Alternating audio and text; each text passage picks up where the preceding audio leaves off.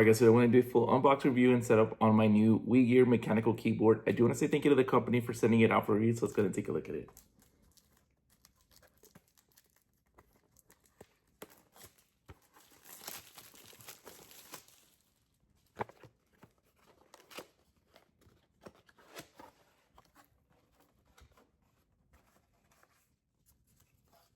User manual right there.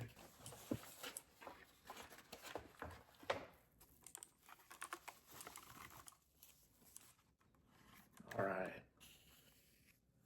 there it is. It is a wired keyboard. And then you do have these here as well. So if you want to kind of tilt the keyboard a little bit up, you can do that.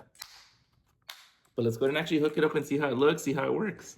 All right, and this is what the keyboard looks like once you hook it up. It was very simple, just plug and play. So I'm gonna go ahead and actually let you hear the keys so that way you get an idea of what they sound like and how they work.